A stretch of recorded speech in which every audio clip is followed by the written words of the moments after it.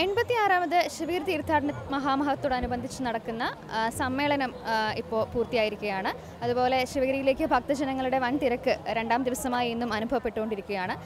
ഇപ്പോൾ നമ്മളോടൊപ്പം ശിവഗിരി തീർത്ഥാടന കമ്മിറ്റിയുടെ വൈസ് ചെയർമാനായ സുരേഷ് കുമാർ മധുസൂദൻ ഉണ്ട്. അദ്ദേഹത്തോട് നമുക്ക് കൂടുതൽ കാര്യങ്ങൾ ചോദിക്കാം.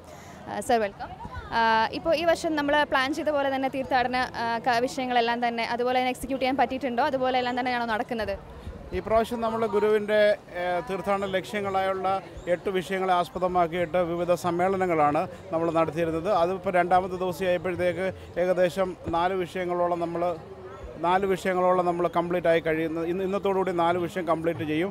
ബാക്കിയുള്ള നാളെയുമായിട്ട് എല്ലാ വിഷയങ്ങളെക്കുറിച്ചുള്ള നമ്മൾ പ്രത്യേകിച്ചും ആനുകാലിക പ്രശ്നങ്ങളെ കൂടെ ക്രോഡീകരിച്ചുകൊണ്ടാണ് നമ്മൾ ഈ പ്രാവശ്യത്തെ സമ്മേളനങ്ങൾ ആവിഷ്കരിച്ചിരിക്കുന്നത്. പ്രത്യേകിച്ച് ഇന്നത്തെ കേരളത്തിനുണ്ടായിരിക്കുന്ന പ്രശ്നങ്ങളും പ്രളയവും അതുമൊക്കെ ബന്ധപ്പെടുത്തിയിട്ട് പല കാര്യങ്ങളെക്കുറിച്ചിട്ട് ഗുരുവിൻ്റെ ദർശനത്തെ ബേസ് ചെയ്തിട്ടാണ് ഈ പ്രാവശ്യം നമ്മൾ തീർത്ഥാടനത്തിൽ നമ്മൾ പല കാര്യങ്ങളും ആസൂത്രണം ചെയ്തിരിക്കുന്നത്.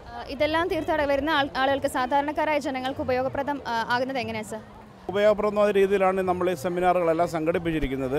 ശരിക്കും ഗുരുദേവൻ പറഞ്ഞത് ഇപ്പോൾ ഇത് തീർത്ഥാടനത്തിൻ്റെ നവതി വർഷമാണ്. ഗുരുദേവൻ 1928 നാഗമ്പടത്ത് തേന്മാവിൻ്റെ ചുവട്ടിൽ നിന്നിട്ട് കിട്ടൻ വൈദ്യർക്കും വലവശ്ശേരി ഗോവിന്ദൻ വൈദ്യർക്കും അനുമതി കൊടുക്കുന്ന സമയത്ത് പറഞ്ഞിട്ടുള്ള 8 വിഷയങ്ങളെ അധികരിച്ചിട്ട് പ്രഗത്ഭരായിട്ടുള്ള ആൾക്കാരെ വിളിച്ചിട്ട് സെമിനാറുകൾ സംഘടിപ്പിക്കണം. അത് സമൂഹത്തിന് പ്രയോജനപ്രദമാകുന്ന രീതിയിലേക്ക് കാര്യങ്ങൾ മാറണമെന്നാണ് ഗുരു നിഷ്കർഷിച്ചത്.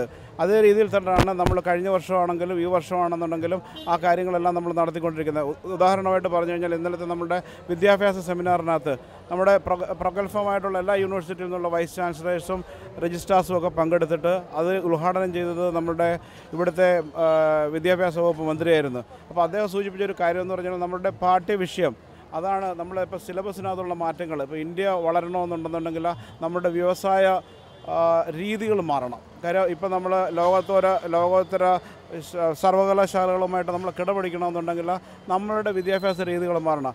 അതിന് വേണ്ടുന്ന മാറ്റങ്ങൾ ആവശ്യമാണെന്ന് ഇന്നലത്തെ തീർത്ഥാടന സമ്മേളനത്തിൽ വെച്ചിട്ട് കേരളത്തിൻ്റെ വിദ്യാഭ്യാസ മന്ത്രിയായ പ്രൊഫസർ ജി രവീന്ദ്രനാഥ് ഊന്നി പറയുകയുണ്ടായി.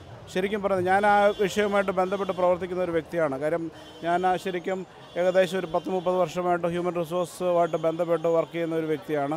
അപ്പോൾ നമ്മളുടെ നിലവാരം വളരെ താഴേക്ക് പോയിക്കൊണ്ടിരിക്കുകയാണ്. ഇപ്പോൾ വിദ്യാഭ്യാസ നിലവാരം ദിനം പ്രതി താഴേക്ക് പോയിക്കൊണ്ടിരിക്കുന്ന ഈ അവസരത്തിൽ അതിന് നമുക്ക് ഏതെല്ലാം രീതിയിൽ നമുക്ക് അതിനെ ഉന്നതിയിലേക്ക് എത്തിക്കാം. പിന്നെ തൊഴിലിനെ കുറിച്ചിട്ടുള്ള നമ്മളൊരു സെമിനാറിനകത്ത് ഏതെല്ലാം മേഖലകളിലാണ് നമ്മളെ തൊഴിലിന് സാധ്യതകളുള്ളത്, ഇപ്പോൾ ഏതൊക്കെ രീതികളിലേക്ക് നമ്മൾ ഏതൊക്കെ കോഴ്സുകൾ ചെയ്തു കഴിഞ്ഞാൽ അവർക്ക് ഏതെല്ലാം രീതിയിലുള്ള ജോലികൾ നമുക്ക് ഇപ്പോൾ പലരും ഇന്ന് വിദ്യാഭ്യാസം എന്ന് പറഞ്ഞാൽ എന്തെങ്കിലും ആൾക്കാർ ഈസിയായ രീതിയിൽ പഠിച്ചിട്ട് അതിനൊരു ഒരു ദിശാബോധമില്ലാത്ത രീതിയിലേക്ക് വിദ്യാഭ്യാസം മാറിക്കൊണ്ടിരിക്കുകയാണ്. അപ്പോൾ തൊഴിലധിഷ്ഠിതമായിട്ടുള്ള ഒരു വിദ്യാഭ്യാസത്തിലേക്കാണ് നമുക്ക് പോകേണ്ടത്.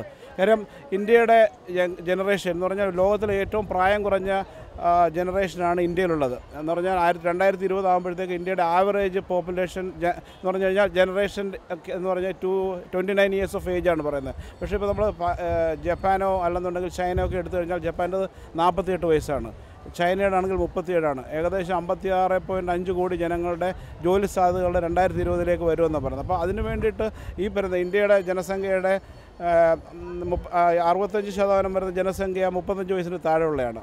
അതിൽ 50% എന്ന് പറഞ്ഞാൽ 25 വയസ്സിന് താഴെയുള്ള. അപ്പോൾ ഈ സാധ്യതകളൊക്കെ നമുക്ക് ലോകത്തിലും അല്ലെങ്കിൽ ഇവിടുത്തെ സമൂഹത്തിന് പ്രയോജനപ്രദമായ രീതിയിലുള്ള സെമിനാറുകളാണ് നമ്മൾ സംഘടിപ്പിച്ചുകൊണ്ടിരിക്കുന്നത്.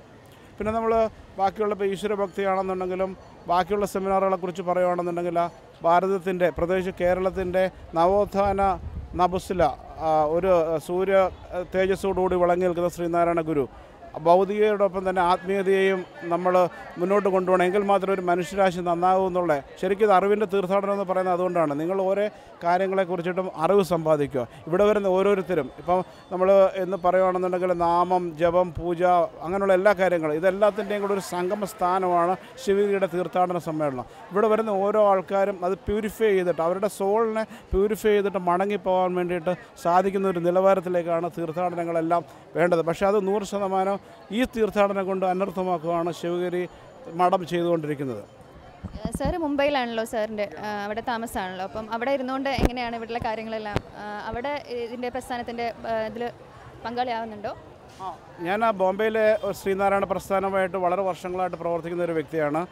ഒരു 53 വർഷമായിട്ട് ശ്രീനാരായണ മന്ത്രിസമിതി എന്ന് പറഞ്ഞിട്ടൊരു ശ്രീനാരായണ ഓർഗനൈസേഷനുണ്ട്. കേരളത്തിന് വെളിയിലുള്ള ഏറ്റവും വലിയ ശ്രീനാരായണ പ്രസ്ഥാനമാണത്.